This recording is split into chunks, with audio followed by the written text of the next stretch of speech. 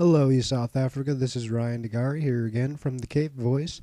I believe this is our 5th episode, which is mainly due to our good feedback. Everybody seems to love the show. Today, as I promised, and I've been promising for about the past week, is going to be my little tidbit about direct democracy. I promised that I would let everybody know how it works. However, before we get to that, I have a little message from Mr. Frank Fergler. He is our Minister of Information. Yeah. And he decided to give me a public service announcement to let everybody know some stuff about him. So, here it is from the desk of Mr. Frank Fergler. Hello, everyone. I communicate to you today in my official role as Minister of Information on the Cape Voice. Many people are still confused and dazed by this new ministry, which has just burst on the scene, and the bombardment with official information which they are receiving, coordinated effectively by myself and my team. The purpose of this speech is quite simple. To assure you, the Ministry of Information is here to both inform and educate you at all costs. Recently, there has been a lot of discussion between Stephen Bosch and myself about Ministry of Information reform, and we have come to the decision that we should expand to include a lot more people and to move a lot more into the educational side of things, while still keeping our original goal in sight. Many of you may be suspicious of me because I am fairly new on the scene, and there have been plenty of false accusations in my direction, including corruption and being self-serving. These have all been well disapproved, but I understand and distrust still obvious claims. However, I am a man who believes very firmly in progress and let the messages be clear. Anyone who stands in the way of progress, I will crush. I would like to end on this light note. I am also looking for more staff in my ministry. Further details will be released soon. Thank you, Mr. Frank Fergler. Well, take what you want from it. I think that it was really nice of him to stand up like this.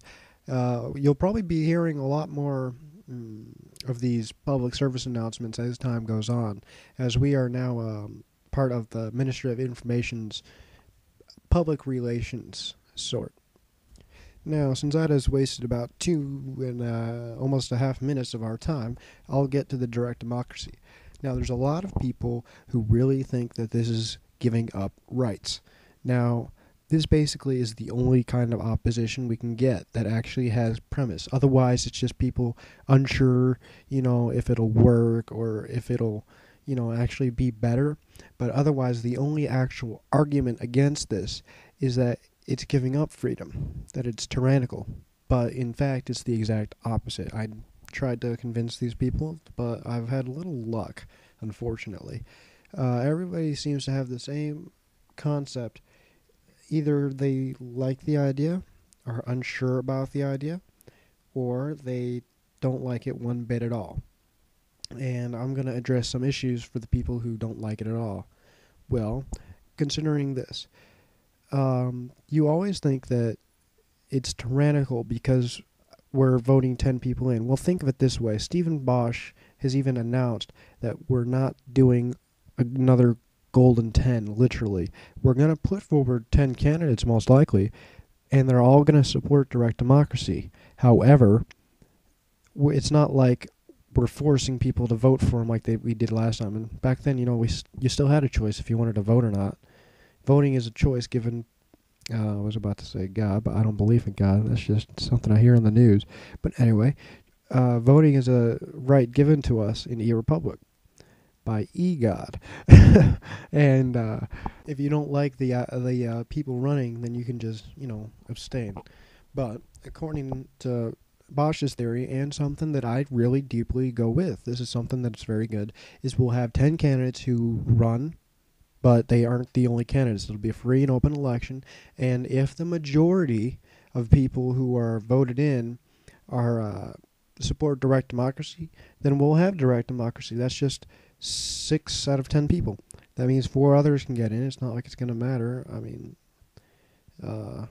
we're probably going to have a public vote if the other 4 candidates vote for something really quickly and see what the public opinion is on whether or not our candidates should vote yes or no. But this is the whole reason why it's nice to have 10 candidates. It's nice and neat, and it makes sure that the most votes go to the people, and it makes sure that there's less red tape involved.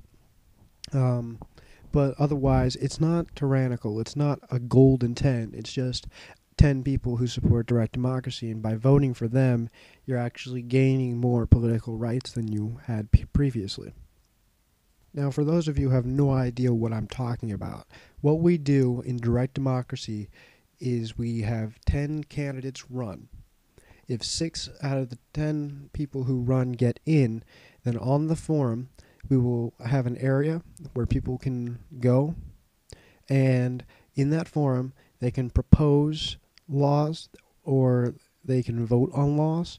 Anybody who is not, a political takeover like AJ, but everybody who has not committed treason or, done something really stupid is allowed in. So that's basically everybody. Almost everybody is allowed in, and this allows the most possible public consensus on laws to be around. This way, we'll get the public opinion on these proposals, and the public also has the opportunity to propose these laws, and that is a great step forward towards equality in this nation, because not everybody's going to get into Congress, and that's a big issue. And another important thing about this is a lot of people consider it to be a lot of red tape, and it's moderate red tape. It's more red tape than eRepublic gives us, but you can have a little bit more to do and then have a lot more consensus with the people and make people happy and give people rights and give them the things that they deserve. So why not just have a new section in the form and have people vote there? It's a lot like the eRepublic Congress voting, which is where you have the various proposals and they go up for about 24 hours. And we'll do that in the forum.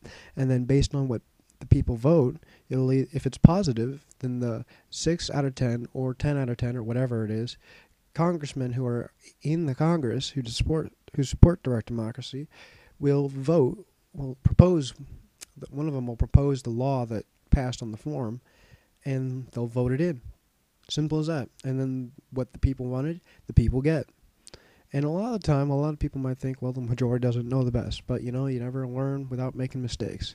And I know I'm definitely going at a much faster pace than usual, but I'm trying to get a lot in right now. So that addresses one of the golden 10 issues that we've been having a lot of the time.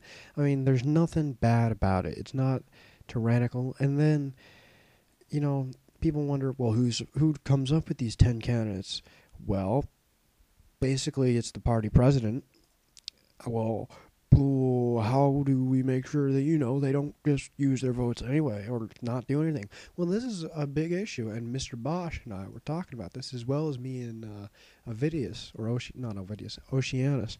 We came up with a great idea, and that is to use eRepublic contracts. On the eRepublic game forum, you're able to make binding contracts with people enforced by the admins. We can have these congressmen simply just agree to it, and voila, they're bound to it. Otherwise, they'll get a temporary ban and owe us some money, and they'll be kicked out of Congress maybe. Something like that. Along those lines, we can be very creative with the contracts. And that takes care of making sure the congressmen are true to their word, so they can't go running off and becoming dictators. The president, instead, there's two different things. You see, we have the direct democracy on steroids, and then we have the direct democracy that we can implement. The direct democracy on steroids, so coined by Mr. Bosch, is the first direct democracy article I proposed. The second direct democracy article I proposed is more of the more practical one, and it's a lot easier for people to read because it's smaller and more to the point. Well, I had a lot of fun talking about this. If you have any questions, I'd love to answer them in a PM. Just stay respectful. I've been doing a lot of talking about this. This is the third time I've gotten somebody to agree, a presidential candidate to agree to it, but it's going to be hopefully the first time that we can actually get it implemented. The other two times, things came up that were more important.